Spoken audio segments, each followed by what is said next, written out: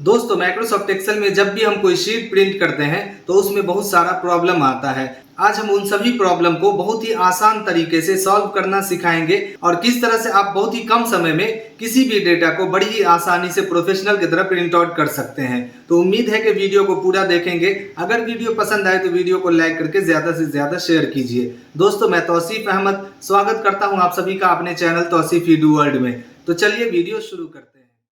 तो दोस्तों ये एक डिटेल्स है जो किसी स्कूल का अपार आईडी जनरेट करने के लिए मिला था। ये शीट हमने जब इंटरनेट से डाउनलोड किया तो इसका फॉर्मेट आप देख सकते हैं किस तरह से दिख रहा है और हमें इसे प्रिंट करना है। जनरली जब हम इसे प्रिंट करने जाते हैं तो सीधा जैसे हमारे पास ये शीट है और इस शीट को हम कीबोर्ड से कंट्रोल के साथ P बटन दबा के प्रिंट का कमांड देते हैं तो आप देखेंगे कि आपका डेटा इस तरह से शो हो रहा है। जैसे कि प्रिंट होने के बाद में आपको इस तरह से पेज पर प्रिंट होकर मिलेगा। लेकिन आप देख सकते हैं कि इस तरह से बहुत सारा रिकॉर्ड और बहुत सारा डिटेल्स छूट रहा है, कुछ ही रिकॉर्ड पेज पे प्रिंट होके आ रहा है। तो प्रिंट करने के लिए हम किस तरह से फॉर्मेट करेंगे ताकि आसानी से प्रिंट आउट भी हो जाए और फॉर्मेटिंग भी जल्दी हो जाए। तो उसके लिए हम आएंगे सबसे पहले मेन शीट पर और यहाँ से हम इस कॉर्नर से इस पूरे शीट को सिलेक्ट करेंगे। यहाँ पर जैसे ही क्लिक करेंगे आप देखेंगे कि पूरा शीट सेलेक्ट हो जाएगा। उसके बाद आपको किसी भी कॉलम के राइट कॉर्नर पर जैसे कि देख सकते हैं इस तरह का जब आइकन बनेगा यहाँ पर आपको माउस का डबल क्लिक करना है। जैसे ही डबल क्लिक करेंगे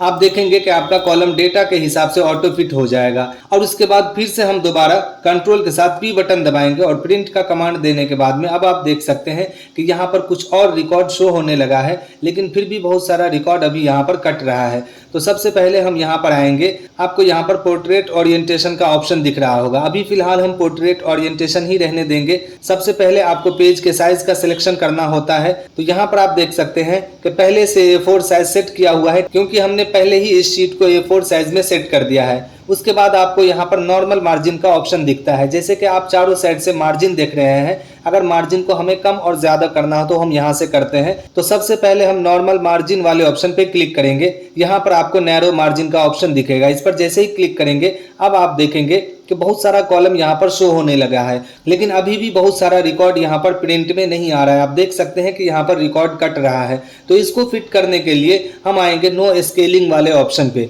इस पे जैसे ही क्लिक करेंगे तो यहाँ पर आपको 4 ऑप्शंस दिखेगा, जैसे कि नो स्केलिंग, फिट शीट और 1 पेज, फिट ऑल कॉलम और 1 page, fit all rows on 1 page. तो यहाँ पर दूसरा जो ऑप्शन है फिट शीट ऑन 1 पेज, जैसे कि जितना बड़ा शीट है, जितना बड़ा डेटा है, वो सारा डेटा आपका एक ही शीट पर सेट हो जाएगा। और देख सकते हैं इस तरह से जब डेटा प्रिंट होगा तो क्लियर आपको दिखाई नहीं देगा।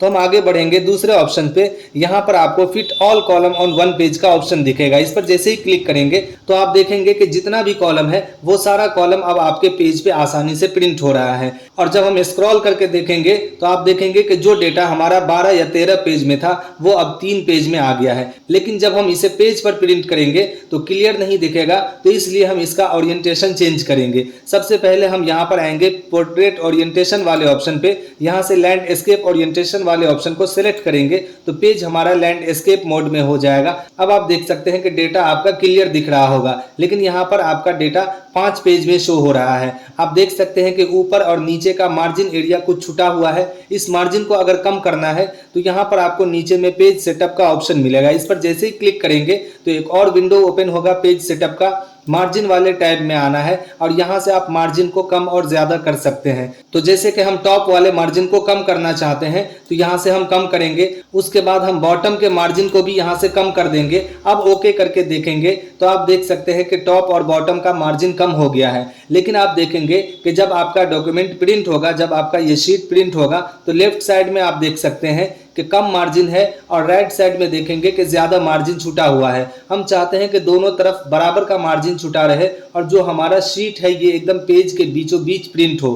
तो फिर से हम पेज सेटअप पे आएंगे, उसके बाद मार्जिन्स वाले टैब में आएंगे और उसके बाद यहाँ पर आपको हॉरिजॉन्टली वाला ऑप्शन दिख रहा होगा। इस पर जैसे ही क्लिक करेंगे तो आपका जो शीट है वो पेज के बीचों बीच सेट हो जाएगा और दोनों तरफ बराबर का मार्जिन छूटेगा। उसके बाद हम इस पे बॉर्डर अप्लाई करेंगे। तो फिर से हम आएंगे मेन शीट पर, इस पूरे डेटा को सिलेक्ट करेंगे, तो कहीं पर भी कर्सर रहने देंगे और उसके बाद कीबोर्ड से कंट्रोल के साथ ए बटन प्रेस करेंगे। अब हमें इस पर बॉर्डर लगाना है, तो होम टैब में ही यहाँ पर आपको बॉर्डर्स का ऑप्शन मिलेगा, इस पर क्लिक करेंगे। ऑल बॉर्डर्स पे जैसे ही क्लिक करेंगे तो इस पूरे शीट पे बॉर्डर अप्लाई हो जाएगा।